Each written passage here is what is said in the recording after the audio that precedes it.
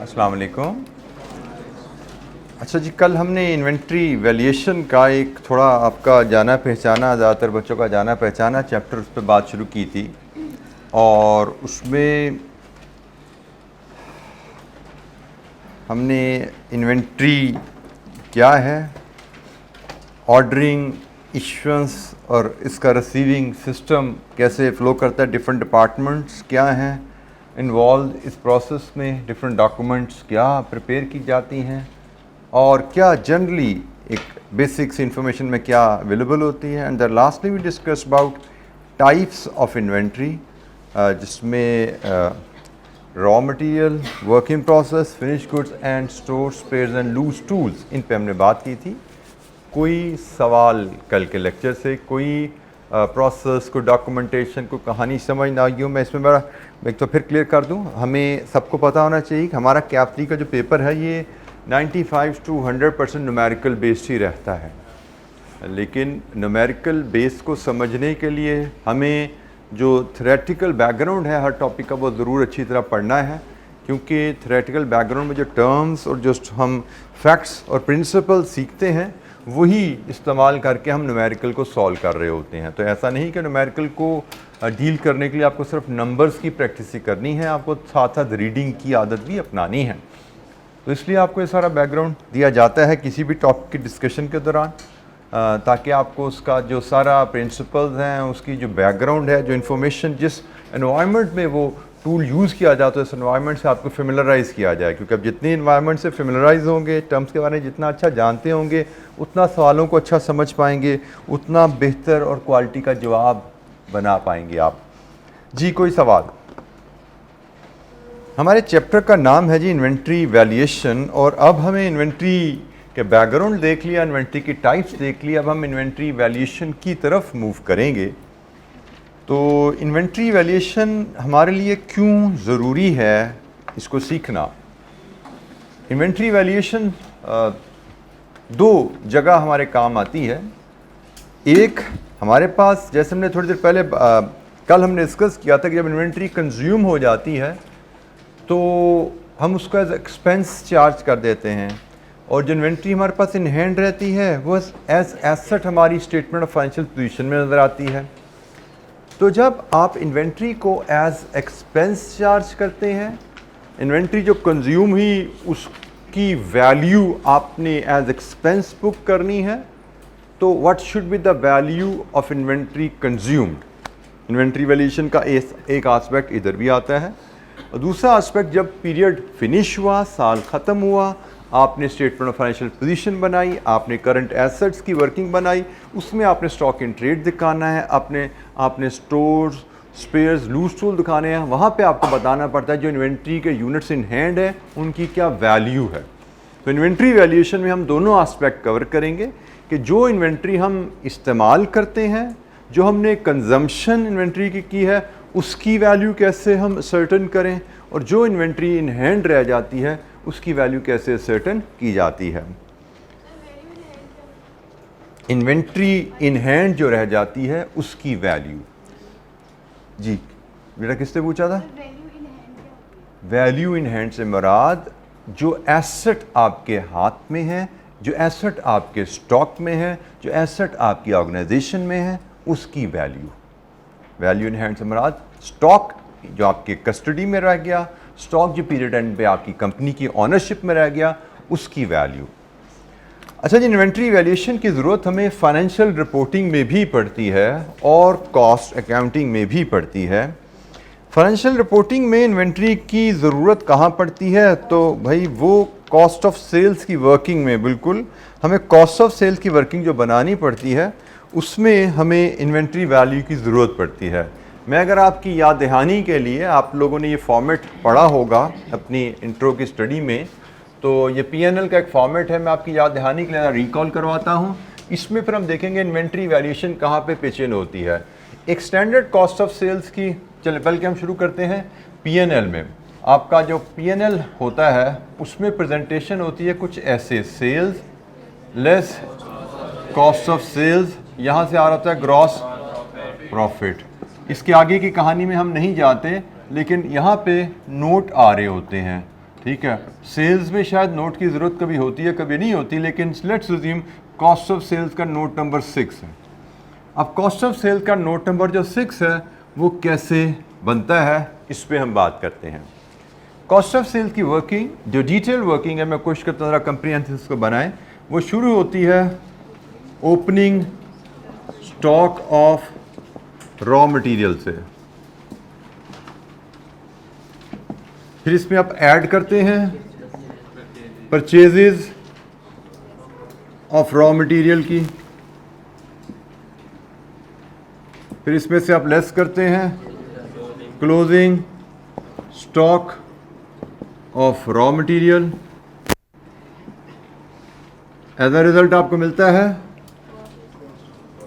Raw material consumed.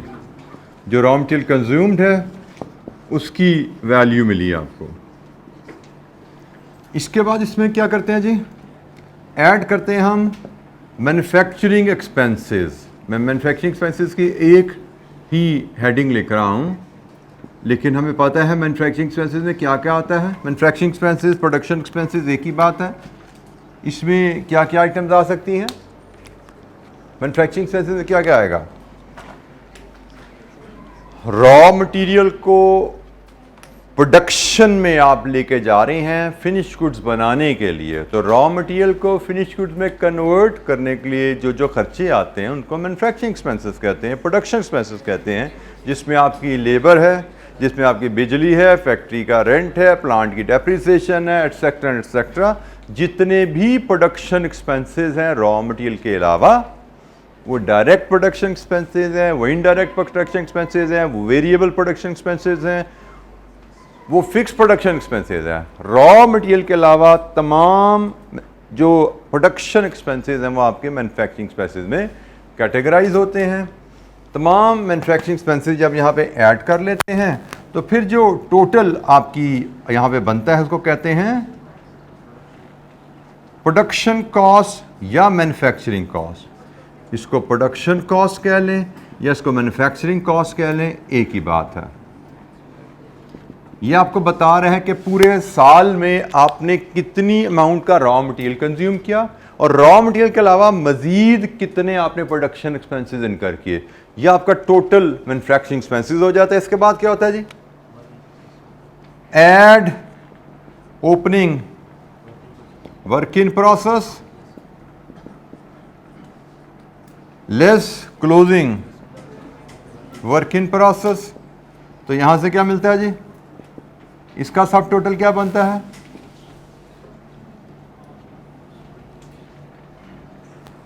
यहां पे एक सब टोटल और आता है, इसको क्या कहते हैं?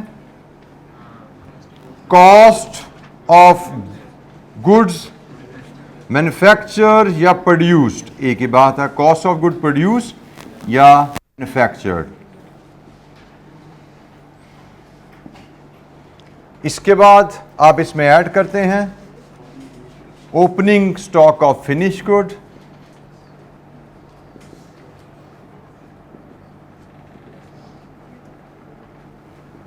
लेस करते हैं इसमें से आप closing stock of finish goods,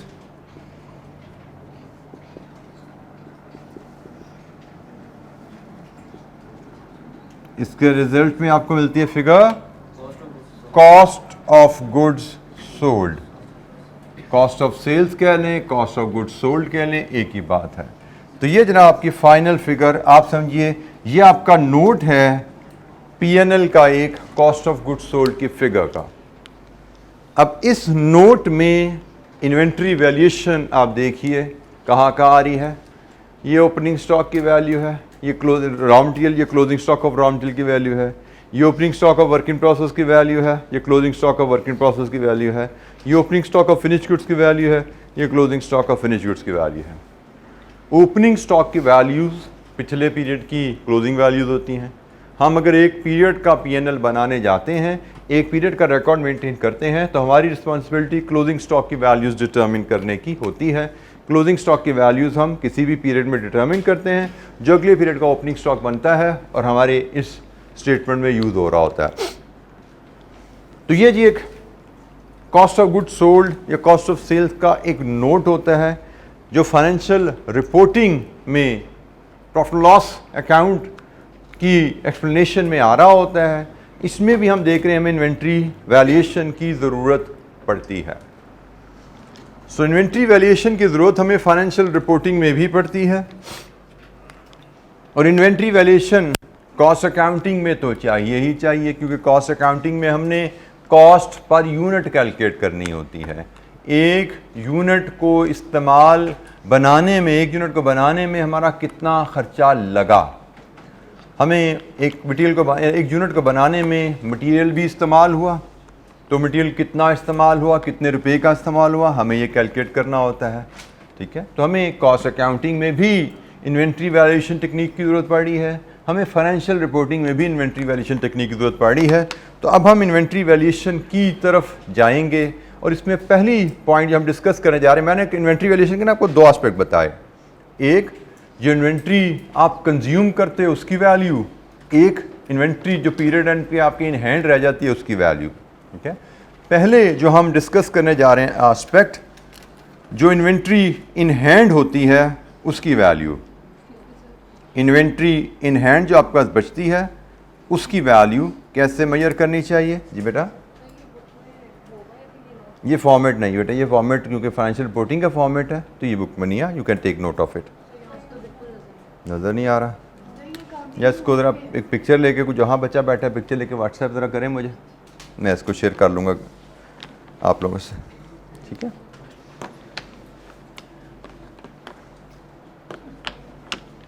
ji any question, कोई सवाल? सर जी बेटा, जो रॉ मटेरियल कंज्यूम होकर फिनिश प्रोडक्ट बनेंगे तो उसको एक्सपेंस कैसे ट्रीट करेंगे? रॉ मटेरियल ये क्या है? P&L। ठीक है, प्रॉफिट लॉस में कॉस्ट ऑफ गुड्स सोल्ड क्या होता है? कॉस्ट या एक्सपेंस। ठीक है जी, तो आप देख लो ये रॉ मटेरियल कंज्यूम हुआ, ये कहाँ पे चला गया? P&L में एज एक्सपेंस चला गया। रॉ मटेरियल कंज्यूम होने पे एज एक्सपेंस मतलब P&L को चार्ज नहीं हो जाता। रॉ मटेरियल कंज्यूम जब होता है तो वो फिनिश गुड्स में कन्वर्ट हो जाता है, एक इन्वेंट्री से दूसरी इन्वेंट्री की शेप में चला जाता है, और जब वो इन्वेंट्री बिकती है तब कॉस्ट ऑफ सेल्स P&L में फिर उसका चार्ज आता है। ठीक है, रॉ मटेरियल इमीडिएट कंजम्पशन पे P&L की चार्ज नहीं बनता, रॉ मटेरियल कंजम्पशन पे रॉ मटेरियल से फिनिश गुड्स में कन्वर्ट हो जाता है। अभी हम उसका फ्लो भी इसी चैप्टर में ही देखेंगे, कॉस्ट का फ्लो रॉ मटेरियल से फिनिश गुड्स तक कैसे, और फिनिश गुड्स से P&L तक चीज़ें कैसे फ्लो करती हैं। वैसे तो आपने कॉस्ट अकाउंटिंग में कुछ ना कुछ पढ़ा हुआ है, लेकिन फाइनेंशियल अकाउंटिंग में कुछ ना कुछ पढ़ा हुआ है, लेकिन हम यहाँ पे भी कॉस्ट अकाउंटिंग में भी उसका ज़रा थोड़ा सा रिव्यू करेंगे दोबारा। अच्छा जी, इन्वेंट्री वैल्यूएशन की हमने ज़रूरत देखी कि हमें इन्वेंट्री वैल्यूएशन की ज़रूरत फाइनेंशियल रिपोर्टिंग में भी पड़ने वाली है, और इन्वेंट्री वैल्यूएशन की ज़रूरत हमें कॉस्ट अकाउंटिंग में भी पड़ने वाली है। इन्वेंट्री वैल्यूएशन का पहला एस्पेक्ट जो हम डिस्कस करने जा रहे हैं कि स्टेटमेंट ऑफ फाइनेंशियल पोजीशन के लिए इन्वेंट्री इन हैंड जो होती है उसकी वैल्यू कैसे सर्टेन की जाए।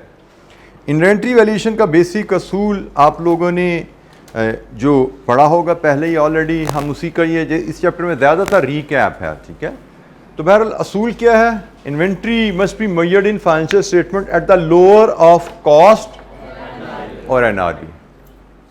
आपके पास इन हैंड जो स्टॉक बच जाता है आप उसकी देखते हैं कॉस्ट क्या है, आप उसकी देखते हैं NRV क्या है।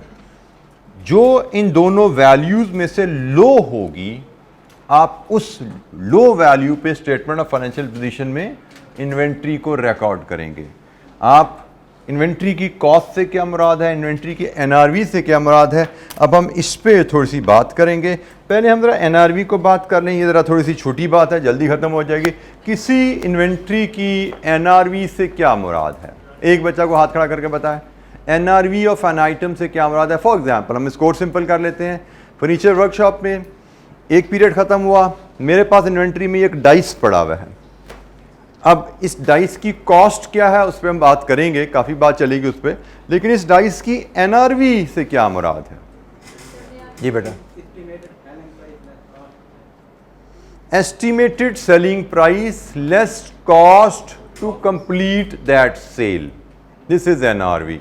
For example, मेरा ईयर एंड 30 जून आया, मेरे पास एक ये डाइस स्टॉक में पड़ा हुआ है, तो मैं इसकी NRV जो कैलकुलेट करूंगा, that will be estimated selling price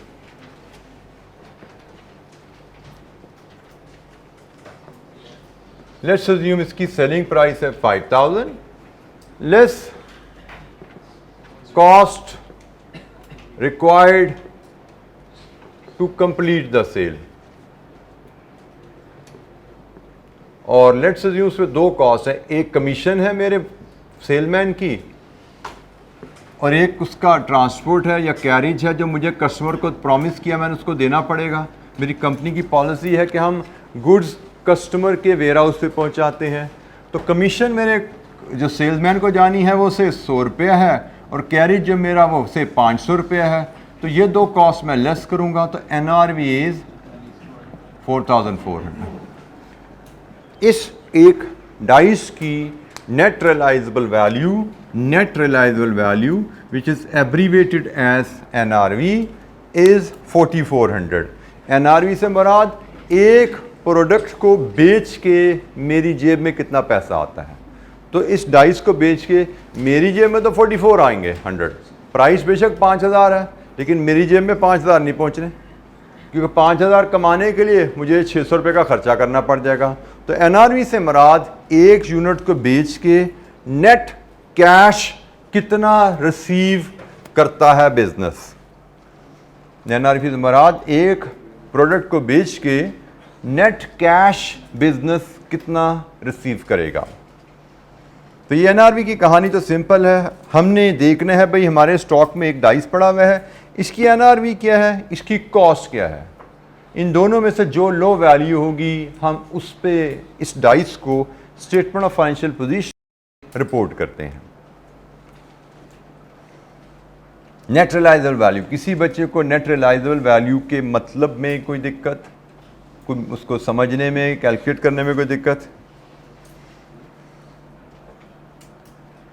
अच्छा जी, ज़्यादा डिस्कशन हमारी कॉस्ट अकाउंटिंग में कॉस्ट की मेजरमेंट पे रहने वाली है। जब हम कॉस्ट ऑफ इन्वेंट्री की बात करते हैं तो हम चारों इन्वेंट्रीज को डिस्कस करेंगे, रॉ मटेरियल को, वर्क इन प्रोसेस को, फिनिश गुड्स को, स्टोर स्पेयर, लूज टूल्स को। हम चारों टाइप्स ऑफ इन्वेंट्रीज को डिस्कस करेंगे। NRV तो सेम है, NRV का तो सेम ही है, जो भी इन्वेंट्री है वो रॉ मटेरियल है, वो वर्क इन प्रोसेस है, वो फिनिश गुड्स है, वो स्टोर्स है, बिक कितने की सकती है और बेचने में खर्चा कितना आएगा, असूल एक ही है। फिनिश गुड का भी यही असूल है, रॉ मटेरियल का भी यही असूल है कि बिकती कितने की चीज़, बेचने पे खर्चा कितना आता है। इफ़ दे आर डैमेज्ड वहाँ पे भी असेस की जाती है। रॉ मटेरियल अगर आपका डैमेज है तो वहाँ पे भी आपको NRV देखनी पड़ेगी। ये तमाम इन्वेंट्री के लिए असूल है। ये असूल जो है लोअर ऑफ कॉस्ट और NRV, ये तमाम इन्वेंट्री के लिए असूल रहता है। अच्छा, हम कॉस्ट की अगर बात करें, क्योंकि अब यहाँ पे देखें ना, मैं क्या लिखा है, इन्वेंट्री मस्ट बी वैल्यूड। हमने किसी इन्वेंट्री को स्पेसिफाई नहीं किया कि जी सिर्फ फिनिश गुड्स पे हमने ये असूल लगाना है, ठीक है। अच्छा जी, रॉ मटेरियल की बात करते हैं। कॉस्ट, रॉ मटेरियल की कॉस्ट क्या होती है? अच्छा, यहाँ पे अब हमें अकाउंटिंग स्टैंडर्ड्स भी हमें हेल्प करते हैं। फाइनेंशियल अकाउंटिंग IS2 आपका है जो इन्वेंट्रीज से डील करता है। तो IS2 के मुताबिक रॉ मटेरियल कॉस्ट से मुराद है प्राइस पेड टू सप्लायर के अलावा import duties and taxes other than those recoverable. जो रिकवरेबल हैं वो आपके कॉस्ट का हिस्सा नहीं होते, हमें पता होना चाहिए। Transport, handling other cost directly attributable to purchase of goods. Trade discounts, rebates and other similar items are deducted in determining the cost. आप रॉ मटेरियल की कॉस्ट से मुराद है प्राइस जो आपने सप्लायर को पे की, प्लस अगर आप वो रॉ मटेरियल इंपोर्ट कर रहे हो तो इंपोर्ट करने पे अक्सर कंट्रीज में ड्यूटीज़ होती हैं, टैक्सेस होते हैं। अगर तो वो ड्यूटीज़ एंड टैक्सेस रिकवरेबल हैं, मतलब गवर्नमेंट आपको किसी मद में कभी वापस कर देगी, तो फिर वो कॉस्ट का हिस्सा नहीं है। लेकिन वो ड्यूटीज़ एंड टैक्सेस रिकवरेबल नहीं है तो supply price paid to supplier plus duties and taxes वो भी कॉस्ट का हिस्सा होंगे, प्लस ट्रांसपोर्टेशन, रॉ मटेरियल को आप अपने गोदाम तक लाने तक जो खर्चा है वो बेशक इंग्लैंड से चला रॉ मटेरियल, इंग्लैंड से कराची आया, सी का खर्चा वो भी शामिल होगा, कराची से लाहौर ट्रक पे आया वो खर्चा भी इसमें शामिल होगा, बीच में जितने भी टैक्सेस लगे जो रिकवरेबल नहीं है सारे ऐड होते जाते हैं। As per standard raw material को सप्लायर को कीमत दे के ख़रीदने से लेके अपने गोदाम तक लाने में आपके जो इररिकवरेबल खर्चे आए हैं वो कॉस्ट का हिस्सा होते हैं। हाँ, अगर आपको कोई डिस्काउंट्स मिल रहे हैं, अगर कोई रिबेट्स मिल रही हैं, जिस तरह का कोई और अदर बेनिफिट है तो वो हम डिडक्ट कर देते हैं। रिबेट से क्या मुराद होता है, ये भी कहीं पढ़ी होगी टर्म आपने, सब्सिडी। नॉर्मली रिबेट्स जो होती हैं गवर्नमेंट अथॉरिटीज़ देती हैं जो कि बिजनेसेस को सपोर्ट करने के लिए कुछ कॉस्ट में रिडक्शन की सूरत में इनको अलाउ किया जाता है, कुछ बाज़ का प्राइस में इजाफे की सूरत में अलाउ किया जाता है।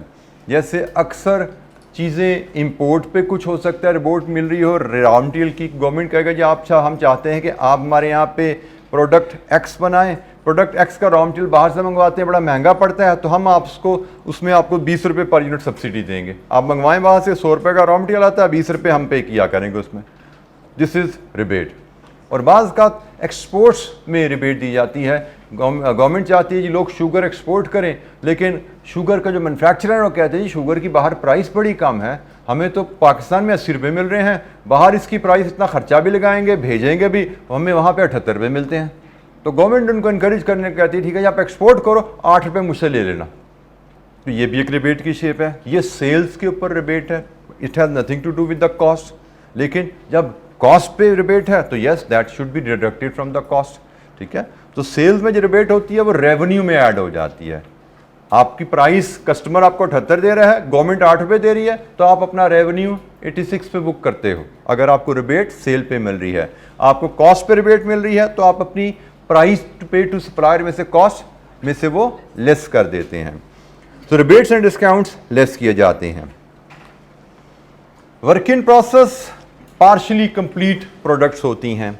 रॉ मटेरियल पे कटिंग हमने कर ली, असेंबली अभी हो रही थी, महीना ख़त्म हो गया, तो वर्क इन प्रोसेस की कॉस्ट मेजर की जाती है कॉस्ट ऑफ रॉ मटेरियल जो इस्तेमाल हुआ उन यूनिट्स में, plus direct labour cost and production overheads. Cost incurred to the extent of work done, जितना काम किया है उस हिसाब से खर्चा लगा दो। फॉर एग्जाम्पल हमने 10 डेस्क का मटेरियल इशू किया प्रोडक्शन हॉल को, तो अभी 10 डेस्क का मटेरियल वो वर्क इन प्रोसेस की कॉस्ट में आएगा। फिर उन 10 डेस्क की कटिंग हो चुकी है, सिर्फ कटिंग हमने 200 रुपया पर डेस्क के हिसाब से पे किया, तो सिर्फ कटिंग का ही खर्चा ऐड करना है। असेंबली और फिनिशिंग और पैकिंग का खर्चा वर्क इन प्रोसेस में ऐड नहीं होना। जितना काम हुआ है, 10 डेस्कों का मटेरियल इशू किया तो वर्क इन प्रोसेस की कॉस्ट में 10 डेस्क का मटेरियल प्लस 10 डेस्क की कटिंग की लेबर आ गई।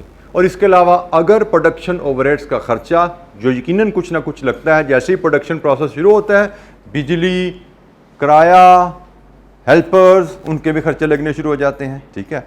हमारा पूरा 2 चैप्टर हैं प्रोडक्शन ओवरहेड्स की कॉस्ट कैसे हम डिटर्मिन करते हैं, एक यूनिट पे प्रोडक्शन ओवरहेड कितने लगे, फुल यूनिट पे कितने लगे, वर्क इन प्रोसेस पे कितने लगे, ये हमारे 2 चैप्टर्स हैं इस एरिया पे। इस पर बड़ी डिटेल डिस्कशन होगी, लेकिन असूल जो हम बता रहे हैं यहाँ पे सीख रहे हैं कि वर्क इन प्रोसेस की कॉस्ट होती है रॉ मटेरियल की cost plus labour and production overhead incurred to the extent of work done. जितना थोड़ा सा काम हुआ, आधा काम हुआ है, 20% काम हुआ है, जितना काम हुआ है उस हिसाब से कॉस्ट ऐड करना। फिनिश गुड्स में भी यही चीज़ें हैं, raw material, labour and production overhead. लेकिन कितने प्रोडक्शन ओवरहेड, कितनी लेबर, वो सारी की सारी लेबर, वो सारी के सारी ओवरहेड कॉस्ट जो रॉ मटेरियल से फिनिश गुड्स तक के सफ़र में लगी। वर्क इन प्रोसेस में तो सफ़र भी कंप्लीट नहीं ना हुआ, यहाँ से रॉ मटेरियल फिनिश गुड्स जाने में सिर्फ इतना सा सफ़र हुआ, तो उस सफ़र में जितना खर्चा लगा वो ऐड कर दो। लेकिन फिनिश गुड्स में तो पूरा खर्चा लग चुका है, तो रॉ मटेरियल से फिनिश गुड्स तक के सफ़र में जितनी लेबर लगी, जितने प्रोडक्शन वगैरह लगे, सारे इसकी कॉस्ट में ऐड किए जाते हैं। स्टोर स्पेयर लूट टूल का असूल वही है जो रॉ मटेरियल में हमने डिस्कस किया। So cost of product, basic असूल जो यहाँ लिखे हैं हमें याद रखने हैं। हमें ये कॉस्ट की डिटर्मिनेशन इतनी ज़्यादा डिटेल में कॉस्ट अकाउंटिंग में टेस्ट नहीं की जाती, क्योंकि ये डिटेल में टेस्टिंग आपकी इंट्रो टू अकाउंटिंग या FR1 में होगी। हमारे यहाँ पे नॉर्मली कॉस्ट का मतलब कॉस्ट ही होगा, उसके एक या दो कंपोनेंट होंगे। वैसे तो जैसे मैंने कहा ना, कॉस्ट के कितने कंपोनेंट बन जाते हैं, ट्रांसपोर्टेशन इनवर्ड है, ड्यूटीज़ हैं, टैक्सेस हैं, रिबेट्स हैं, डिस्काउंट्स हैं, लेकिन हमें कॉस्ट अकाउंटिंग में इतने कंपोनेंट्स में नहीं डाला जाता। हमें सीधी जाती कॉस्ट, हमने जो यूजुअली हमारी कॉस्ट प्राइस पे टू सप्लायर तक ही रहती है, शायद कोई एक आध कंपोनेंट एग्जामिनर को भी डाल दे तो डाल दे, कॉम्प्लिकेट नहीं किया जाता रॉ मटेरियल के कॉस्ट के कंपोनेंट्स में, क्योंकि ये जनरली ये चीज़ आपकी फाइनेंशियल अकाउंटिंग में टेस्ट कर ली जाती है। वहाँ पे इसके क्वेश्चन आपने किए होंगे जी, तो वहाँ पे ये चीज़ डिटेल में टेस्ट हो जाती है, इसलिए यहाँ पे हमें इस पर काम नहीं करवाया जाता। हमें यहाँ पे सिर्फ असूल याद रखना चाहिए। ऐसा नहीं कि एग्जामिनर दे नहीं सकता, क्योंकि असूल आ गया तो नंबर तो आ सकते हैं इस असूल पे, लेकिन नॉर्मली एग्जामिनर देता नहीं है, क्योंकि यहाँ पे नई चीज़ें काफ़ी होती हैं टेस्ट करने को, वो नई चीज़ों पे ही तवज्जो करता है। तो जनाब कॉस्ट क्या है और NRV क्या है? सर जैसे वर्किंग प्रोसेस में 10 डेस्क पड़े हैं, तो हमने उनकी कॉस्ट वर्किंग प्रोसेस में लिख ली। अगले साल वो फिनिश गुड्स बन गए, फिर हमने उनकी कॉस्ट फिनिश गुड्स में भी डिटरमाइन कर दी। तो बेटा अगले साल ना, जब वो फिनिश गुड्स में जाएंगे तब वो फिनिश गुड्स में, हम तो देखते हैं 30 जून 2022 आ गया, 30 जून 2022 को हमारा स्टॉक, जो स्टॉक जहाँ जहाँ पड़ा है उसके हिसाब से उसकी वैल्यू कर लेना कि भाई 30 जून को हमारा रॉ मटेरियल कितना पड़ा हुआ है गोदाम में, उसको वैल्यू कर लो। 30 जून को हमारे पास फैक्ट्री में कितना वर्क इन प्रोसेस पड़ा हुआ है, उसको वैल्यू कर लो।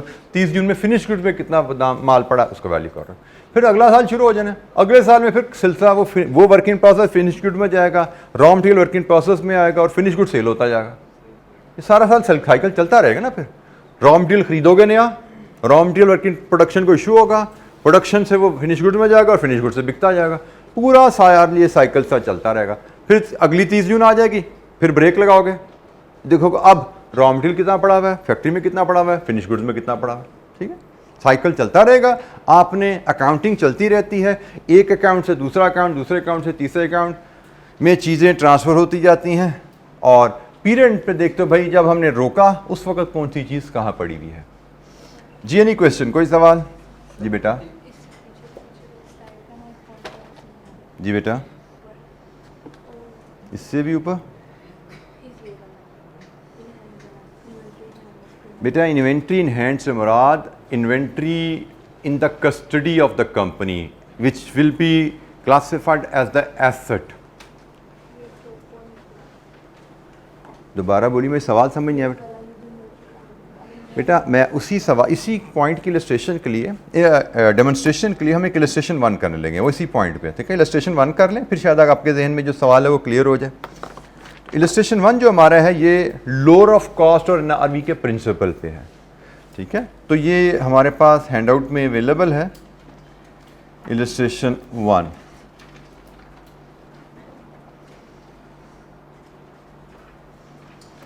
अच्छा जी, इसमें हमारी रिक्वायरमेंट क्या है? Calculate the value which should be included in the statement of financial position at the year and. Value जिस पे आपको inventory financial statement of financial position में दिखानी है। जीजी limited has 5 items in its inventory at year end of 20x6। Details relating to inventory are as under. Item A, B, C, D, F, उनकी कॉस्ट, हर आइटम की क्या है, हर आइटम की सेल वैल्यू क्या है और हर आइटम की सेलिंग कॉस्ट क्या है। हमसे कहा गया इन्वेंट्री को वैल्यू करना है असूल के मुताबिक। हमसे पूछा गया है कि ये इन्वेंट्री 5 आइटम्स हमारी बैलेंस शीट में किस वैल्यू पर नजर आए, हमारी स्टेटमेंट ऑफ फाइनेंशियल पोजीशन में किस वैल्यू पे आएंगी। हमने असूल पढ़ा है लोअर ऑफ कॉस्ट और NRV। ठीक है, तो हम हर आइटम के लिए कॉस्ट और NRV अपने सामने लाते हैं, फिर उस पर ये असूल अप्लाई करते हैं। हमारे पास इलस्ट्रेशन नंबर 1 में आइटम्स हैं A, B, C, D and E। हमारे पास हर आइटम की कॉस्ट अवेलेबल है। A की कॉस्ट कितनी है जी? 25,000, 45,000, 39,000, 38,000, 55,000, 47,000। इसके बाद हमने कंपेयर करना है NRV के साथ इसको, और NRV रहेगी हमारी यहाँ पे sale value minus selling cost. NRV रहेगी sale value minus selling cost. यहाँ से हम NRV निकाल लेते हैं जिनकी। तो पहली आइटम की सेल वैल्यू है 37,500 और सेलिंग कॉस्ट है 500, सो 37,000 इज NRV। नेक्स्ट चलिए 52,300 माइनस 12 50, कितनी NRV? 51,050। तीसरी item 38,500 selling cost minus 2,000, so it is 36,500। और फिर आई बारी डी की 70,000, इसका कितना सेलिंग कॉस्ट है जी? 2,800, 67,200, 45,000 माइनस 1,500, 43,500। अच्छा जी, कॉस्ट और NRV के असूल को देखने के दो तरीके बनते हैं। एक तरीका बनता है कॉस्ट का टोटल देखो, NRV का टोटल देखो, लोअर पे वैल्यू कर दो। Is this how we do it? No, हम ऐसे नहीं करते, हम ऐसे नहीं करते। हमें पूरी इन्वेंट्री की कॉस्ट को पूरी इन्वेंट्री की NRV से कंपेयर नहीं करना। हमें क्या करना है? हर आइटम की लोअर ऑफ कॉस्ट और NRV चूज करनी है, लोअर ऑफ कॉस्ट और NRV चूज करनी है, और जो इस यहाँ पे वैल्यूज आएंगी उनका सम जो है वो आपका स्टेटमेंट ऑफ फाइनेंशियल पोजीशन में जाना है। सो A की कॉस्ट, A की NRV कॉस्ट, B की कॉस्ट, B की NRV कॉस्ट, C की कॉस्ट, C की NRV, D की कॉस्ट, D की NRV कॉस्ट, E की कॉस्ट, E की NRV। ये है जी असूल। हमने हर आइटम पे ये असूल लगाया, कॉस्ट और NRV का असूल। उसके मुताबिक हमने वैल्यूज हर आइटम की ली, और अब हमने इसका सम करना है। कितना जी सम? 205,000,000। लीजिए जी, ये है वैल्यू जो हमारी स्टेटमेंट ऑफ फाइनेंशियल पोजीशन में जाएगी करंट एसेट में as inventory. Statement of financial position में इन 5 आइटम्स के अगेंस्ट जो वैल्यू हमें यूज करनी है that is 205,000। So lower of cost और NRV में कॉस्ट हमें जनरली क्वेश्चन में गिवन होगी, बट हमें इसकी डेफिनेशन पता होनी चाहिए इसमें क्या क्या शामिल होता है। NRV we may have to calculate using the basic principle sales value minus further selling cost, और हर आइटम पे ये असूल अलहदा लगेगा। हर आइटम की कॉस्ट देखी जाएगी, हर आइटम की NRV देखी जाएगी, और हर आइटम पे जो कॉस्ट और NRV से जो लोअर वैल्यू होगी उस पे हम वैल्यूएशन इन्वेंट्री में लेंगे स्टेटमेंट ऑफ फाइनेंशियल पोजीशन के लिए। जी कोई सवाल? जी बेटा हाथ रेस का। जी कोई बताएगा हम क्यों कॉस्ट और NRV में से लोअर वैल्यू लेते हैं? एक बच्चा हाथ खड़ा करके बोले। जी बेटा प्रूडेंस कॉन्सेप्ट के तहत कोई और एक्सप्लेनेशन? ठीक है, बिल्कुल ठीक बताया आपने। कोई और एक्सप्लेनेशन?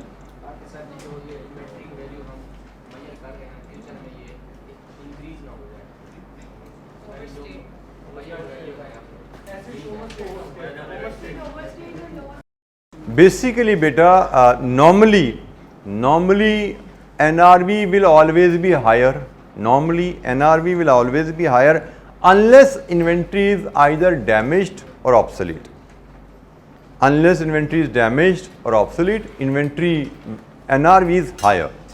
बेसिकली इस टेस्टिंग का मकसद क्या है कि अगर हमारे पास कोई आउटडेटेड स्टॉक, ऑब्सोलीट स्टॉक पड़ा हुआ है, कोई हमारे पास डैमेज स्टॉक पड़ा, फॉर एग्जांपल यही हम इस डाइस की बात करें, ये डाइस बनाने में, इसका डाटा भी लिखा हुआ है आप यहाँ पड़ा हुआ, इस डाइस को बनाने में शायद मेरा खर्चा लगा लेट्स अज्यूम 6000 रुपये, इसमें मेरी कॉस्ट आई 6000 रुपये, लेकिन जब ये फिनिशिंग स्टेज से गुजरा तो इसमें कोई नुक्स पैदा हो गया, कॉस्ट मेरी लगी है इस पर 6000 रुपये, लेकिन फिनिशिंग स्टेज के बाद या फिनिशिंग स्टेज में या बाद में गिर गया, डैमेज हो गया, इसका कोई शीट इसकी डैमेज हो गई है। अब ये 6000 का नहीं बिकता, पता किया गया कितने का बिकता है, 5000 का, और इस पर ये सेलिंग कॉस्ट भी आनी है। इसका मतलब ये डैमेज डेस्क बेच के मेरी कंपनी को 4400 मिलने वाले हैं, लेकिन इस डैमेज डेस्क को बनाने पे मेरा खर्चा कितना लगा हुआ है, 6000। अब अक्लमंदी का तकादा, अगर मैं जो प्रूडेंस आपके साथ ही टर्म यूज़ की, अगर मैं अपनी स्टेटमेंट ऑफ फाइनेंशियल पोजीशन में इसको कॉस्ट पे शो करूं, मैं क्या बता रहा हूं कि ये मेरा डेस्क कम से कम 6000 का है, या मेरा इस डेस्क को बनाने में 6000 लगे। मैं यूज़र ऑफ फाइनेंशियल स्टेटमेंट को ये ख्याल रखना है, फाइनेंशियल स्टेटमेंट्स जो होती हैं वो एक्सटर्नल यूज़र के लिए होती हैं, पता है ना हमें, बैंकों ने देखनी है, मेरे क्रेडिटर्स ने देखनी है, मेरे शेयर होल्डर ने देखनी है। तो मैंने अपने शेयर होल्डर को बताया कि मेरे पास 6000 का डाइस पड़ा हुआ है। मेरे इन्वेस्टर ने सोचा, मेरे शेयर होल्डर ने सोचा कि भाई डाइस जो पड़ा है वो 6000 का, क्योंकि मैंने 6000 लिख दिया। लेकिन क्या ये इंफॉर्मेशन ठीक है? ये डेस्क को बनाने में 6000 ज़रूर लगे हैं, लेकिन ये 6000 की वर्थ नहीं है इसकी वर्थ है 4400। फिर इसमें यह भी एक क्वेश्चन आता है कि भाई जब हमने 4400 पे ये ले लिया तो डेस्क बिकता भी, तो अगर ये बनता 6000 का, नया शायद बिकता भी 6500 का, तो हम फिर जो सेल वैल्यू पे सारी इन्वेंट्री क्यों नहीं ले लेते? तो वहाँ पे भी प्रूडेंस आ जाती है। कभी 6000 6500 जो वैल्यू है उस पर तो शायद बिक जाए, बिका तो नहीं है, उस पर बिका तो नहीं है। कब बिकना है इन्वेंट्री आपको नहीं पता, महीने बाद बिकती है, 2 महीने बाद बिकती है, उस वक्त क्या प्राइस होती है, आपको क्या डिस्काउंट दे के बेचना पड़ता है, मार्केट में प्राइस चले ना चले वो भी गलत बात है कि आप सेल प्राइस पे इन्वेंट्री अपनी बैलेंस शीट में दिखाओ। तो इन्वेंट्री हम दिखाते हैं अगर तो वो डैमेज नहीं है, ऑब्सोलीट नहीं है, तो उस पर कॉस्ट पे दिखाना इज़ प्रूडेंट। लेकिन इन्वेंट्री अगर डैमेज और ऑब्सोलीट है तो नॉर्मली उसकी एनआरवी कॉस्ट से कम होगी, उसको एनआरवी पे दिखाना इज़ प्रूडेंट। कि भाई क्योंकि बैलेंस शीट में आपके एसेट्स की वैल्यू आ रही होती है ना, तो एसेट्स की वैल्यू या कॉस्ट पे हो अगर वो लो है, अगर एनआरवी लो है तो उस पे हो। ये सिर्फ इन्वेंट्री के लिए नहीं होता, ये बाकी एसेट्स पे भी कुछ इसी तरह की एप्लीकेशन आती है। फिक्स्ड एसेट्स पे जाओगे वहाँ पे भी इस तरह का कॉन्सेप्ट आपका अप्लाई होता है कि फिक्स्ड एसेट भी आपका टेक्नोलॉजिकली ऑब्सोलीट हो जाए, डैमेज हो जाए, तो उसकी भी वैल्यू को आपको फिर एडजस्ट करना पड़ता है, उसको भी एडजस्ट करना पड़ता है प्रूडेंस कॉन्सेप्ट के तहत। जी कोई सवाल? बेटा हाथ खड़ा करके बोला करें, मुझे तो बताएं। प्रीपेड इन्वेंट्री को प्रीपेड एक्सपेंस नहीं बोल सकते बेटा। Inventory means physical asset, prepaid expense is not a physical asset, that is not material. Inventory means material, physical asset. Asset prepaid invest, prepaid भी आपका एसेट है, ये भी आपका एसेट है, लेकिन प्रीपेड एक्सपेंस जो आप पे करते हो वो एक ख़ास मुद्दत के लिए होता है। फॉर एग्जांपल प्रीपेड एक्सपेंस की नेचर क्या होगी? इंश्योरेंस, आपने इंश्योरेंस पे की जी 1 जुलाई से लेकर 31 दिसंबर तक की, वो 1 जुलाई से 31 दिसंबर वक्त गुजरेगा, प्री पेमेंट ख़त्म होगी, एक्सपेंस हो गया। लेकिन इन्वेंट्री जब तक बिकी नहीं है आपका एसेट है। बेटा जब तक पड़ा हुआ है तब तक एसेट है ना, उसकी मुद्दत तो नहीं है कि जी ये डीजल पड़ा हुआ है और ये 1 से लेकर 30 जून तक डीजल रहेगा, उसके बाद हवा बन जाएगा, ऐसा तो नहीं होता ना। प्रीपेड एक्सपेंस तो ख़त्म हो गया, बेनिफिट आपको सर्टेन पीरियड में आपने रियलाइज़ करना है। इन्वेंट्री मटेरियल है, मतलब अगर हम देखा जाए ये फिजिकल मटेरियल है, prepaid expense is other expense, ये मटेरियल है वो अदर एक्सपेंस है, ठीक है, ये डिफरेंस है। और अदर एक्सपेंस की एक खास पीरियड से उसका लिंक होता है, इन्वेंट्री का लिंक पीरियड से नहीं होता। इन्वेंट्री आपका एक एसेट है, जब तक नहीं बिका तब तक आपका एसेट है। वो 6 महीने ना बिके, 8 महीने ना बिके, 10 महीने ना बिके, आपका एसेट ही रहेगा वो। प्री पेमेंट ऐसा नहीं है, जब आपने पे की उसके साथ उसका पीरियड लॉक हो गया। ये किस पीरियड का एक्सपेंस है? जी एनी अदर पॉइंट, कोई और किसी बच्चे के ज़हन में सवाल? ये सेल वैल्यू कितने रिकॉर्ड होगी या ये एडजस्ट भी हो जाएगी? सॉरी, सेल वैल्यू की statement of financial position. Sale value, बेटा सेल वैल्यू पे नहीं आपका इन्वेंट्री रिकॉर्ड होगी, आपकी इन्वेंट्री एनआरवी और cost whichever is lower. जो एडजस्ट होगी बीच में अमाउंट उसे रिकॉर्ड करेगी या इग्नोर करेगी? आपके कहने का मतलब है कि हमने कॉस्ट ये थी इसकी से यहाँ पे 47,000 की बजाय हमने 43,500 इसको लेके जो डिफरेंस है इसकी बात कर रहे हैं।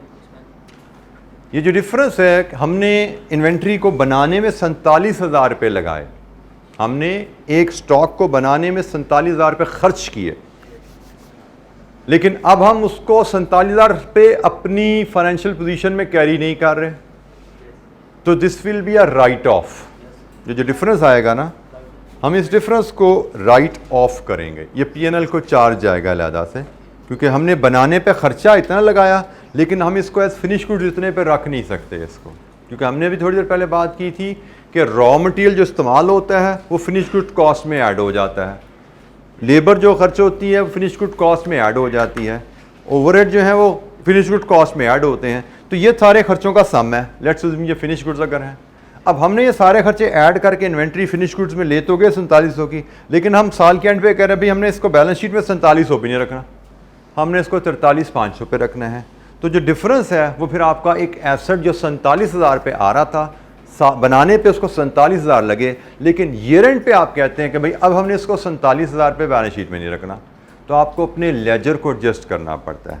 ठीक है, आपकी इन्वेंट्री फिनिश गुड्स में लेजर में आपके पास 47,000 की आ रही है, आप कह रहे हैं भाई हमने बैलेंस शीट में 47,000 नहीं दिखाने, तो बैलेंस शीट में तो जो लेजर्स में चीज़ें आ रही होती हैं वही जाती हैं ना, जिसका मतलब आपके लेजर्स को आपको एडजस्ट करना पड़ेगा, आपको ये जो डिफरेंस है ये डिफरेंस राइट ऑफ करना पड़ता है, पीएनएल को चार्ज करना पड़ता है। जी एनी क्वेश्चन?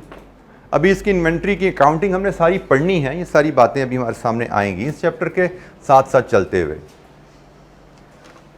ये चैप्टर हम अभी कॉस्ट और एनआरवी का बेसिक प्रिंसिपल पे हैं, फिर हम कॉस्ट पे मज़ीद अभी बात करेंगे, क्योंकि एनआरवी तो सिंपल था, वो तो हमने क्लोज कर दी। कॉस्ट और एनआरवी का प्रिंसिपल भी सिंपल है, वो भी हमने एक एग्जांपल से समझ लिया, लेकिन असल चैलेंज हमें कॉस्ट पे आता है, जिस पे हमारी डिस्कशन अभी चलनी है। अच्छा जी, कॉस्ट का चैलेंज हमें क्या आता है कि कॉस्ट तो बदलती रहती है, हम पूरे साल में डिफरेंट प्राइसेस पे मटेरियल खरीदते हैं सप्लायर से, तो रॉ मटेरियल की कॉस्ट डिफरेंट है, कभी रॉ मटेरियल 10 रुपये पर केजी ले रहे हैं, कभी 11 रुपये पर केजी ले रहे हैं। इसी तरह वर्क इन प्रोसेस और फिनिश गुड्स में जब हम जाते हैं तो वहाँ पे भी बिजली के बिल बदलते रहते हैं, प्रोडक्शन ओवरहेड्स, लेबर की सैलरीज बदलती रहती हैं। ठीक है, सो हमारी वर्क इन प्रोसेस और फिनिश गुड्स की कॉस्ट बदलती रहती है। तो इशू आ जाता है कि हमने कहा इन्वेंट्री को कॉस्ट पे आप वैल्यू करो, तो कॉस्ट पे वैल्यू करें, कौन सी कॉस्ट पे वैल्यू करें? 1 जनवरी की कॉस्ट पे वैल्यू करें या 1 जून की कॉस्ट पे वैल्यू करें या 30 जून की कॉस्ट पे वैल्यू करें? क्वेश्चन मार्क आ जाता है। इसमें फिर अकाउंटिंग स्टैंडर्ड हमें 2 ऑप्शन देता है कि जब आपके पास कॉस्ट में वेरिएशन आ रही है तो you can either adopt first in first out और वेटेड एवरेज कॉस्ट, जिसको हम एवरेज कॉस्टिंग या एवको मेथड कहते हैं।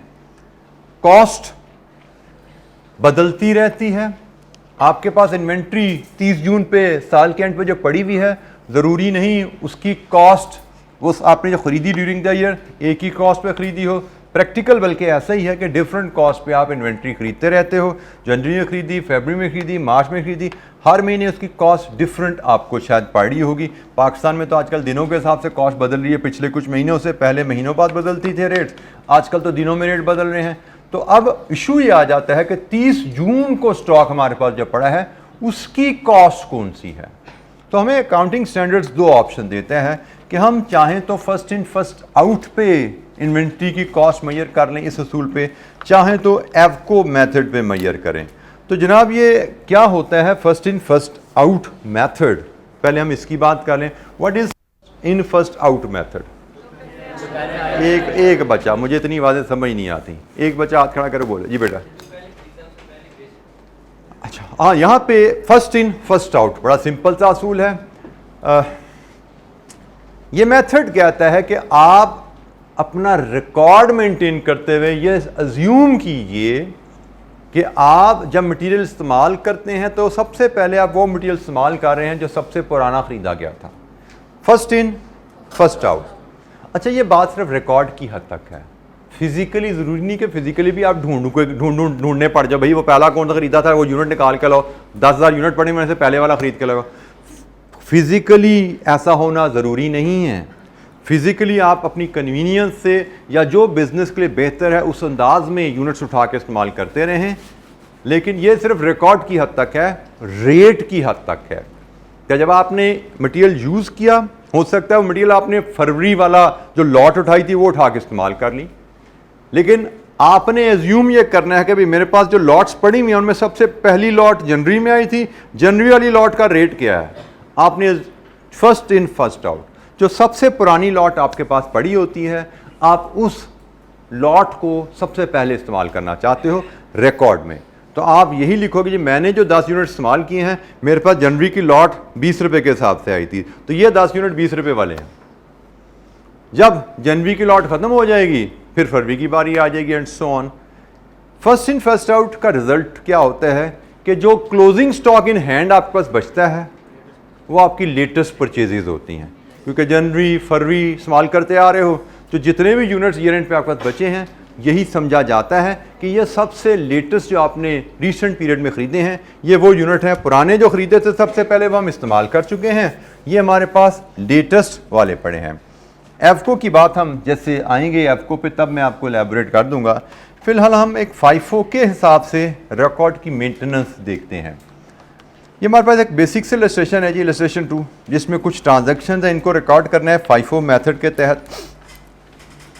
Determine cost of issues during the week and cost of inventory at the end of the week using FIFO.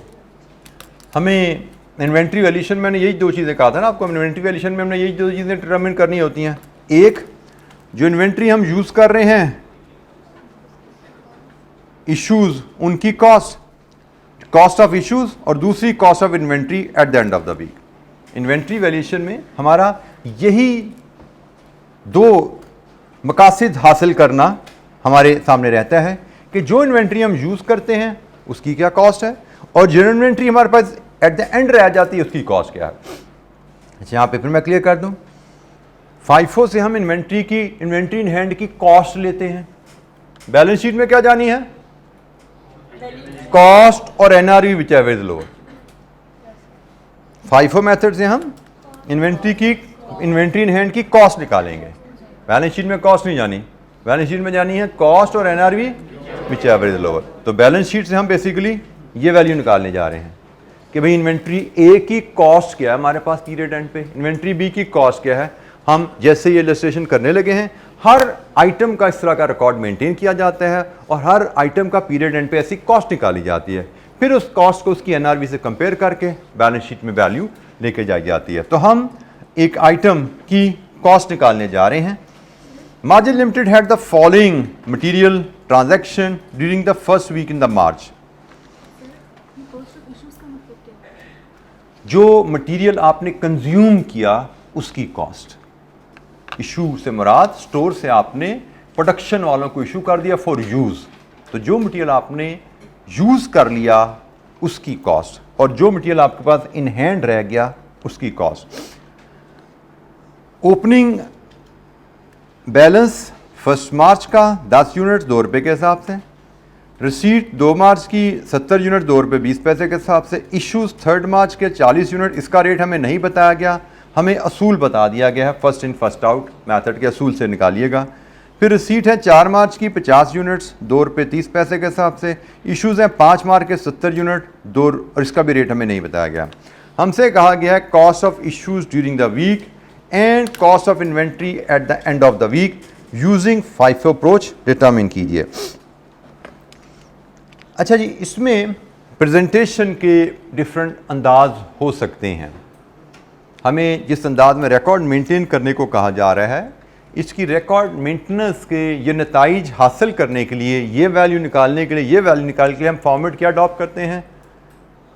There is generally flexibility. Cost amendment accounting में ये आपको जहन में रखना है कि आपको मकसद बता दिया जाता है, भाई ये मकसद हासिल करो, वो मकसद किस फॉर्मेट से हासिल करना है वो आप पे छोड़ दिया जाता है। जैसे ये first in first out method के तहत प्रेजेंटेशन, ये हमने कैलकुलेशन कैसे करनी है कॉस्ट ऑफ इश्यूज़ की, कॉस्ट इन्वेंट्री की, इसके एक से ज़्यादा फॉर्मेट्स हो सकते हैं। मैं कोशिश करूँगा यहाँ पे क्लास में एक ही फॉर्मेट डिस्कस किया करूँ। फॉर्मेट जितने मर्जी हों, आंसर्स सबके सेम आने चाहिए, ये सूल ध्यान में रखिएगा। एक्सेप्शन एक आएगी आगे चल के, वो मैं आपको बता दूंगा। नॉर्मली डिफरेंट एक ही काम करने के कई तरीके हमारे पास रहेंगे कॉस्ट मैनेजमेंट अकाउंटिंग में, and we will have the flexibility. हो सकता है मैं आपको मेथड ए करवा रहा हूँ, आप किताब में जाओ, एग्जामिनर का आंसर देखो, वहाँ पे मेथड बी हुआ, कोई परेशानी की बात नहीं है। As long as our answers are agreeing, हमें कोई वरी नहीं है, ठीक है। हमारे आंसर मैच हो रहे हैं, वी आर हैप्पी। मेथड ए से करें, मेथड बी से करें, बस हमें ख्याल रखना है कि हम जिस मेथड से भी करते हैं उस पर हमारी कमांड होनी चाहिए। आंसर बदलें तो परेशानी की बात है, आंसर सेम आ रहे हैं तो कोई इशू नहीं है। तो अब मैं यहाँ पे एक ही फॉर्मेट आपसे डिस्कस करूँगा। FIFO के तहत इन्वेंट्री का रिकॉर्ड कैसे रखा जाता है, और वहाँ से फिर कॉस्ट ऑफ इश्यूज़ और इन्वेंट्री इन हैंड कैसे डिटरमिन की जाती है।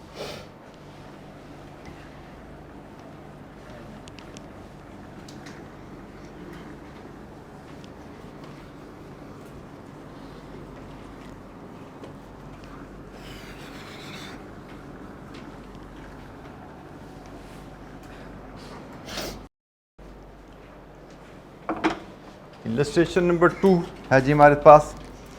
अच्छा, एक नॉर्मल जो फॉर्मेट ज़्यादातर हम इस्तेमाल कर रहे होते हैं इस अंदाज को डील करने के लिए, एक कॉलम हम यहाँ पे डेट का बनाते हैं, उसके बाद हमारे पास 3 कॉलम बड़े आने हैं, और हर बड़े कॉलम में 3 छोटे कॉलम हमारे इस तरह प्लॉट होते हैं।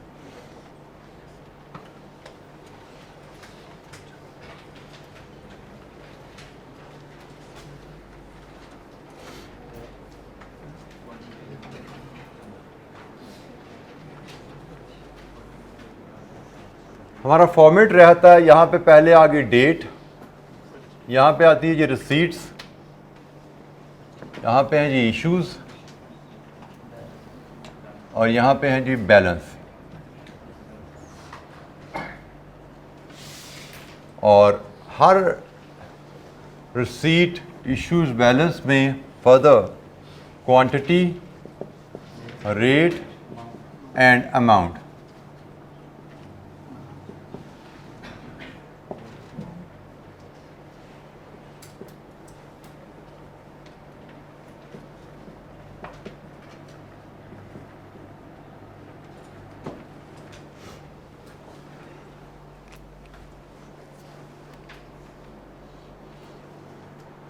स्टार्ट करेंगे हम ओपनिंग बैलेंस से। किस तारीख का बैलेंस है जी? 1 मार्च का बैलेंस है। डायरेक्ट बैलेंस के कॉलम में लैंड करेगा। ये कितने यूनिट्स? 10 यूनिट। किस रेट पे? 2 पे, वैल्यू 20।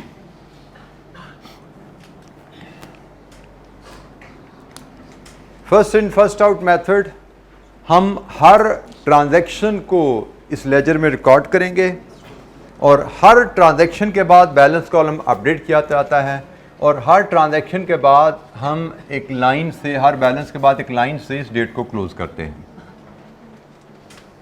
नेक्स्ट ट्रांजैक्शन 2 मार्च। क्या ट्रांजैक्शन है? परचेज का मतलब रिसीट होने जा रही। कितने यूनिट्स? 70। किस रेट पे? 2.2 पे। कितनी value? 154।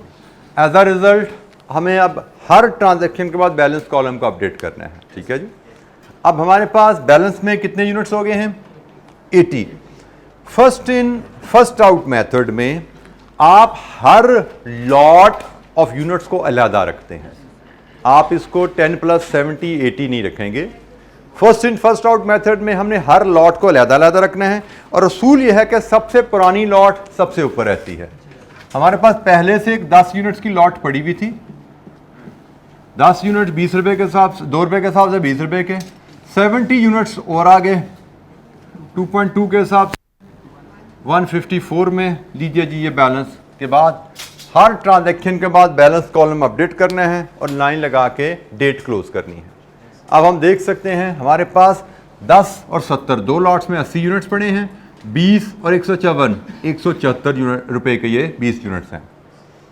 First in first out method में हम हर रिसीट को अलहदा लॉट के तौर पे बैलेंस कॉलम में नीचे से एंटर करते हैं। बैलेंस कॉलम में पहले एक एंट्री थी, नई रिसीट आई, बैलेंस कॉलम में नीचे से हमने एंट्री दी, पुरानी लॉट सबसे ऊपर, सबसे नई सबसे नीचे। हम इसको क्रोनोलॉजिकल ऑर्डर में शो करते हैं। क्रोनोलॉजिकल ऑर्डर से मुराद होता है डेट वाइज, सबसे पुरानी यूनिट सबसे ऊपर। अगली ट्रांजैक्शन क्या है जी? सेल हुई तो इशू की है, कितने यूनिट्स इशू किए? 40 यूनिट्स हमने इशू किया। किस तारीख को?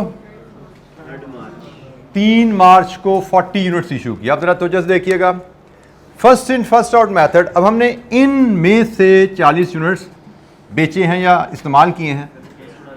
First in first out method का मतलब पहले 10 यहां से फिर 30 यहां से। तो जनाब हम दो लॉट में से 40 यूनिट पूरे करेंगे। पहली लॉट में सिर्फ 10 यूनिट पड़े हैं, पहले इनको इस्तेमाल करने हैं, फिर दूसरी लॉट के 30 यूनिट्स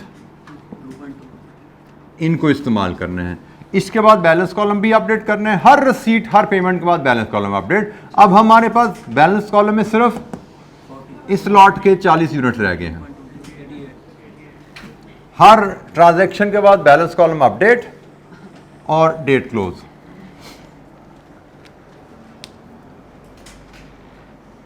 जी कोई इशू? नेक्स्ट ट्रांजैक्शन क्या है जी? 4 मार्च की रिसीट है। कितनी रिसीट है? 50 यूनिट्स की रिसीट। किस रेट पे? 2.30। कितने बने? 115। फिर बैलेंस कॉलम अपडेट होगा। फिर हमारे पास दो लॉट्स होगी। पहली लॉट 40 2.2 वाली, 88 दूसरी लॉट 50 2.3 वाली, 115। डेट ट्रांजैक्शन पोस्ट की, बैलेंस अपडेट किया, डेट क्लोज।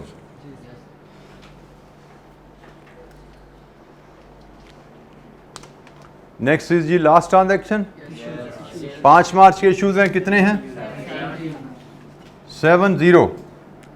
अच्छा जी 70 यूनिट्स इशू करने हैं फर्स्ट इन फर्स्ट आउट। 40 जाएंगे यहाँ से, 30 जाएंगे यहाँ से। तो 40 जाएंगे पहली लॉट के 2.2 वाले और 30 जाएंगे आपके 2.3 वाले, 69। बाकी बचेंगे आपके पास 20 2.3 वाले, 60 46। हर ट्रांजैक्शन के बाद balance column update, date close. हमने तमाम ट्रांजैक्शंस जो हैं वो पोस्ट कर ली हैं। ओपनिंग बैलेंस और तमाम रसीट्स एंड इश्यूज हमने पोस्ट कर ली हैं first in first out method के तहत। अब हम इस डेटा से रिक्वायरमेंट्स को एड्रेस करेंगे। उसने हमसे क्या कहा है, क्या मांगा है जी? Cost of issues. तो ये है जनाब इश्यूज का कॉलम और ये है इशू की कॉस्ट। तो यहां से देखिए आपकी कॉस्ट ऑफ इश्यूज क्या है जी? 1 2 3 4 सम 2 4 3। ये है जी कॉस्ट ऑफ इश्यूज। दूसरा क्या इससे मांगा है? Cost of inventory in hand. ये cost of inventory in hand है। इश्यूज के लिए हमें टोटल करना पड़ा क्योंकि इश्यूज में 4 वैल्यूज आ रही थी। इन बैलेंस इन हैंड तो यही है भाई, 20 यूनिट 2.3 के हिसाब से 46 के। This is cost of inventory in hand.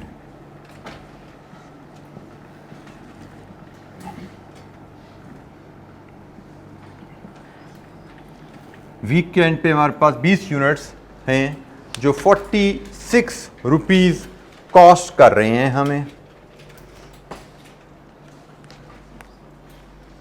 Ji first in first out method के तहत हम कैसे इन्वेंट्री का रिकॉर्ड मेंटेन करते हैं।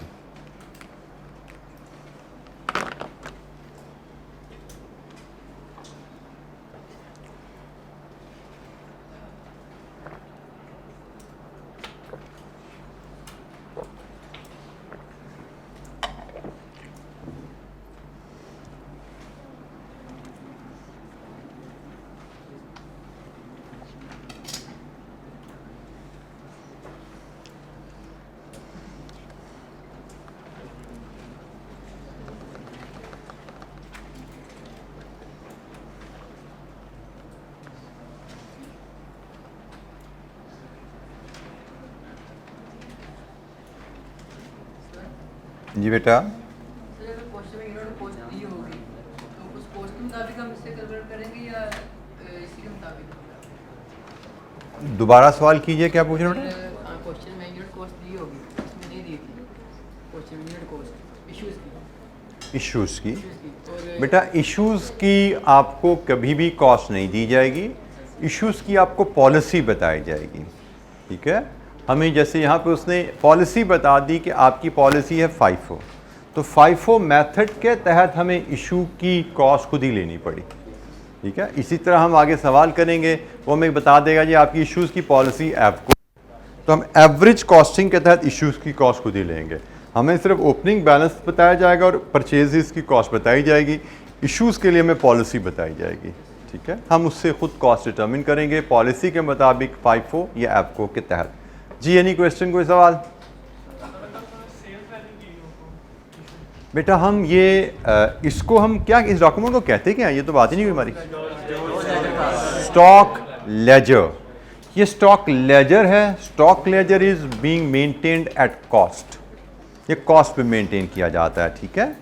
अगर बेशक उसने आपको कहा कि ये इश्यूज़ हैं, ये सेल हुई है और सेल हुई है 6 रुपये पे, 8 रुपये पे, 10 रुपये पे, हमारा उससे कोई ताल्लुक नहीं है। स्टॉक लेजर ये भी कॉस्ट है, ये भी कॉस्ट है, ये भी कॉस्ट है, लेकिन ये कॉस्ट है FIFO मेथड के तहत। ये भी कॉस्ट है, ये cost of inventory in hand है FIFO मेथड के तहत। स्टॉक लेजर जो है it is maintained at cost, sale value से इसका कोई ताल्लुक नहीं है जी हमने जो मटेरियल इस्तेमाल किया उसकी कॉस्ट क्या है। सेल वैल्यू आपके हिट करती है रेवेन्यू अकाउंट को, debit debtors credit sales revenue वहाँ पे हिट करती है, ये कॉस्ट है। सेल्स माइनस कॉस्ट पे प्रॉफिट आता है ना भाई, प्रॉफिट स्टोर लेजर कार्ड से तो प्रॉफिट नहीं निकलता, प्रॉफिट तो निकलता है प्रॉफिट एंड लॉस अकाउंट से। तो प्रॉफिट एंड लॉस अकाउंट में जो प्राइस है वो रेवेन्यू की डिटर्मिनेशन में यूज़ हो जाती है और जो कॉस्ट है वो कॉस्ट ऑफ सेल्स की डिटर्मिनेशन में यूज़ हो जाती है। तो sales minus cost of sales profit की फिगर भी आ जाती है। जी जनाब, एनी अदर क्वेश्चन, कोई और सवाल? अच्छा, ये कुछ एडवांटेजेस और डिसएडवांटेजेस हमें FIFO के दिए हुए हैं, ज़रा इनको पढ़िए और कुछ सवाल पूछिए, इनमें से क्या चीज़ समझ नहीं आती। यहाँ पे मैं फिर बता दूँ, आपको कुछ रटना नहीं है, आपको ये नहीं समझना कि मुझे इसके रटे लगाने हैं, मुझे कोई सवाल में FIFO के एडवांटेज डिसएडवांटेज लिखने को कहा जाएगा। हमें इनको समझना है, हमें कहीं सवाल में कोई जिक्र हो सकता है इसके बारे में, कोई ऐसी बात हो सकती है इसके बारे में कि हमें अगर इनकी अंडरस्टैंडिंग होगी तो सवाल बेहतर तरीके से हम कर पाएंगे। हमें सिर्फ इनको पढ़ना है, पढ़ के समझना है कि भाई ये मतलब क्या है, ये मतलब हमें समझ आ रहा है लॉजिकली। अगर मतलब हमें लॉजिकली समझ आ रहा है तो बस हमने हर दफ़ा रिवीजन में इसको पढ़ लेना है और कुछ नहीं करना। हमने इसको लिखने के अंदाज में रटना नहीं है, याद नहीं करना, जस्ट अंडरस्टैंड इट कि ये जो चीज़ें लिखी हुई हैं क्या ये आपको, are these making sense to you, are you able to absorb these points, आपको ये टॉपिक से बातें रिलेट होती लग रही हैं।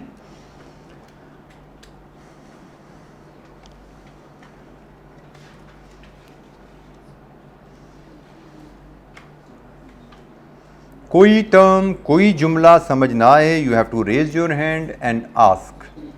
पढ़ लीजिए सारे, फिर इकट्ठे सवाल में एक दफ़ा जवाब देने शुरू करूँगा। पहले सारे बच्चे पढ़ लें, हर पॉइंट पे मार्क लगा लें कि किस किस पे अपने सवाल पूछने हैं, फिर मैं इकट्ठे जवाब देना शुरू करता हूँ।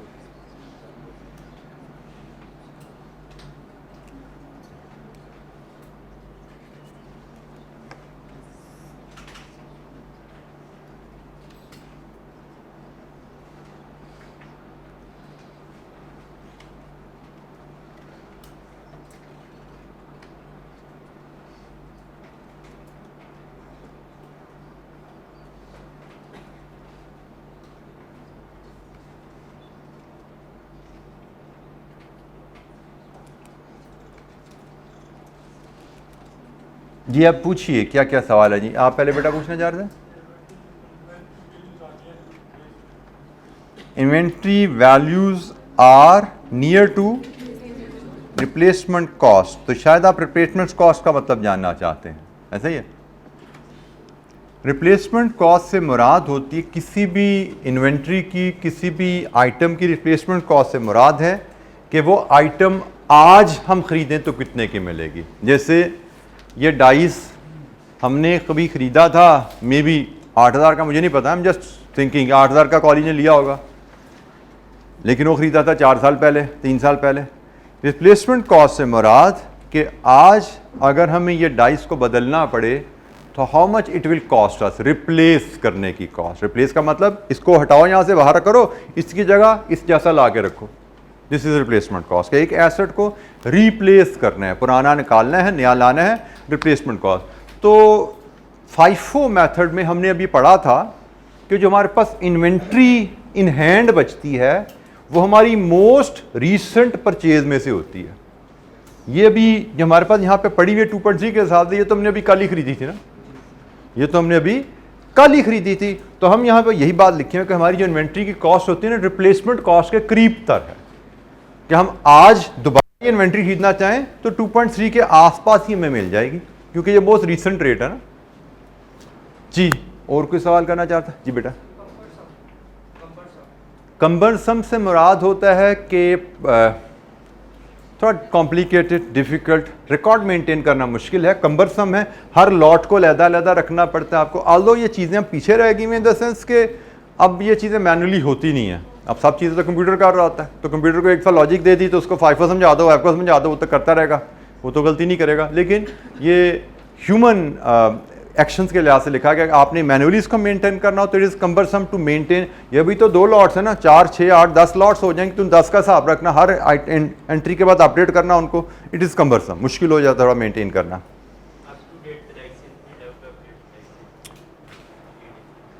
Inventory values are up to date prices, ये लगभग इससे मिलती जुलती बात ही है कि इन्वेंट्री जो हमारी क्लोजिंग स्टॉक में आ रही होती है वो अप टू डेट प्राइसेस पे होती है, मोस्ट रिसेंट प्राइसेस पे होती है ना। तो वही लगभग वही बात है कि क्लोजिंग स्टॉक इन हैंड जो हमारे आता है वो अप टू डेट प्राइसेस पे रिफ्लेक्ट हो रहा होता है जी। कोई और जी बेटा?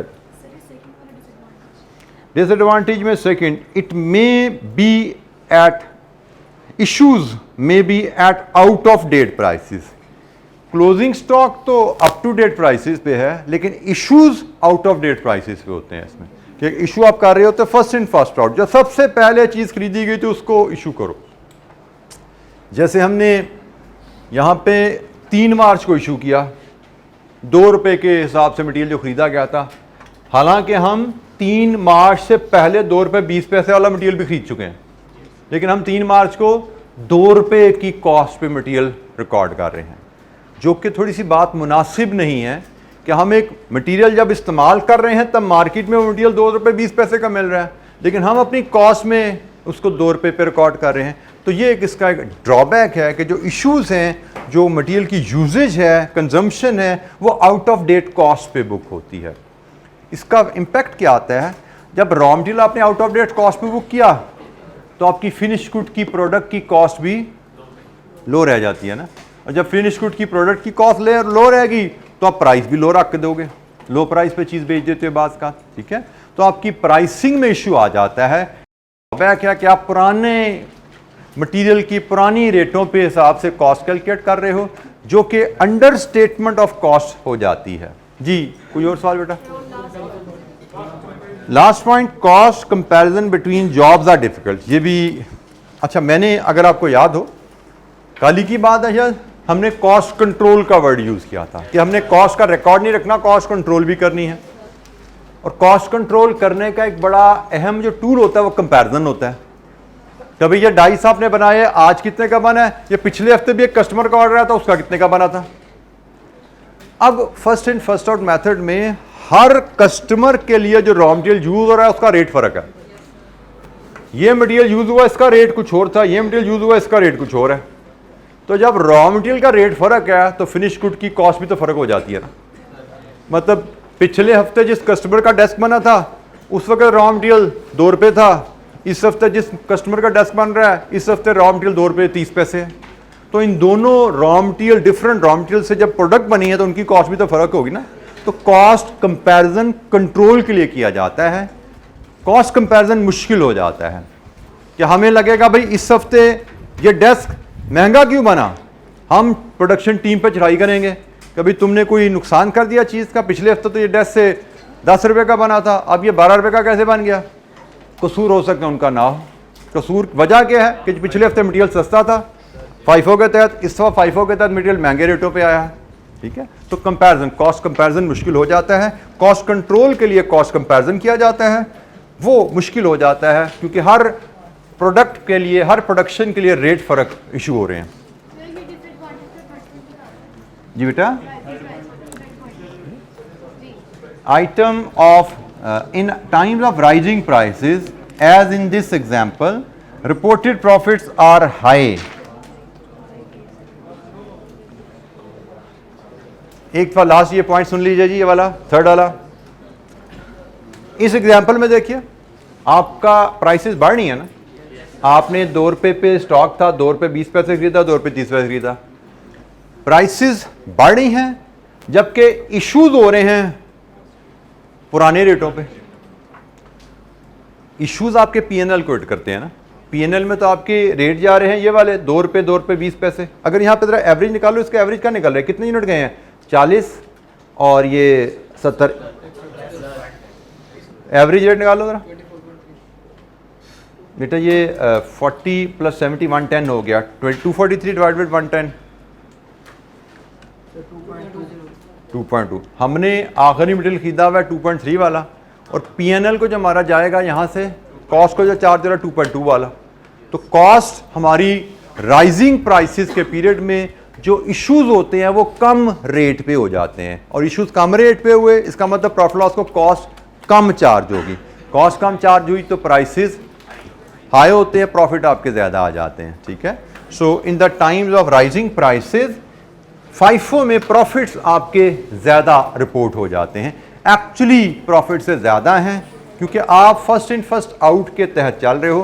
पुराने ख़रीदे हुए मटेरियल को 2 महीने 4 महीने पहले जिस रेट पर ख़रीदा था वो आपका आज आकर पीएनएल में चार्ज हो रहा होता है, प्राइसेस बढ़ रही होती हैं आज प्राइस।